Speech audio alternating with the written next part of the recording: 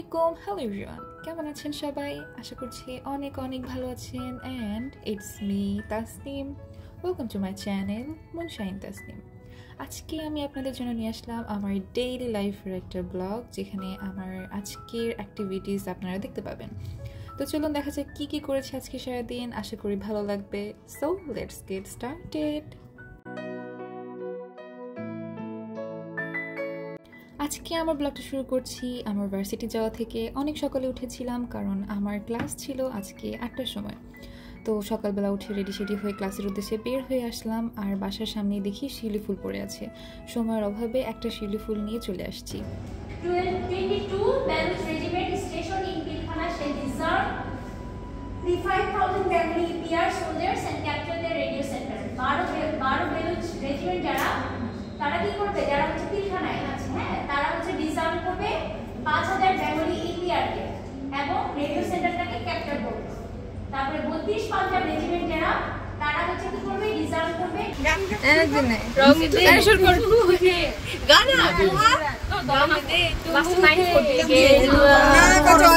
ওকে নেই করবো না, বল। धूप से निकल के छाँव से फिसल के हम मिले जहाँ पे लम्हा था।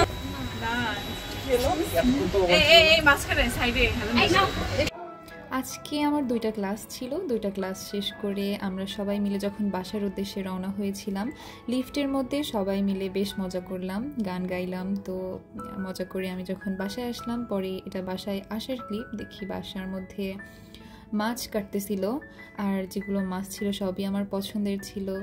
তারপরে এটা হচ্ছে আমার পাশের বাসার পিচ্চি, মাশাল্লাহ ও অনেক কিউট, আমাকে কিছুক্ষণ পর পর ডাকে আপু আপু বলে। তো আজকেও ডাকছিল, আমাকে বলছিল আপু তোমার জন্য আমি গিফট বানিয়েছি, তুমি এটা নাও। তো এই বেলকনি দিয়ে আমরা আমাদের গিফট আদান প্রদান করি, আমরা অনেক গল্প করি। ওর নাম হচ্ছে সাবি। সাবি আমাকে কেক বানিয়ে দিয়েছে, যদিও আমি এর আগেও ফুল বানিয়ে দিয়েছিলাম ক্লে দিয়ে, সেটা দেখানো হয়নি। আমরা এখানে কিছুক্ষণ গিফট আদান প্রদান করার পরে কিছুক্ষণ গল্প করলাম। তো ও এখানে আমাকে বলছিল, আচ্ছা আপু তুমি এখন তাহলে যাও, আমি তোমাকে আবার যখন ডাকবো তুমি কিন্তু তখনই আসবা, ওকে বাই, এই বলে চলে গেল। আর এটা ছিল সন্ধ্যার দিকের ক্লিপ। আমরা গিয়েছিলাম বাইরে কিছু দরকারি কেনাকাটা করতে।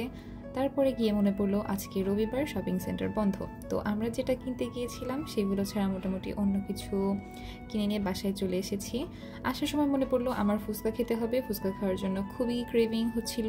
আপুকে বললাম চলো ফুচকা খেয়ে আসি, যদিও আপনি রাগ করছিল, আমি একটু সিক ছিলাম জন্য। তারপরে ফুচকা খেতে হবে। ফুচকাটা কিন্তু অনেক মজা ছিল, আমরা দুজনেই বেশ মজা করে খেয়েছি। আর এই দিকটাতে এত ফুড কার্ট বলার বাহিরে, এই দিকটাতে আগে এত ফুড কার্ট ছিল না, এখন যতটা হয়েছে। তো যাই হোক, আমি আর আপনি ফুচকা খাওয়ার পরে দুইজন হেঁটে হেঁটে চলে আসছিলাম বাসার উদ্দেশ্যে। আর এই রাস্তাটা আমার খুব ভালো লাগে, কারণ এই রাস্তাটা খুবই নিরিবিলি।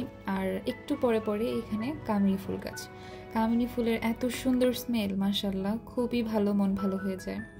তো আমি আর আপনি গল্প করতে করতে, খুনসুটি করতে করতে হেঁটে বাসার দিকে চলে আসছিলাম। পরে আপনি আমাকে বললো আচ্ছা দাঁড়াও, আমি তোমাকে কয়েকটা ফুল উঠিয়ে দিচ্ছি।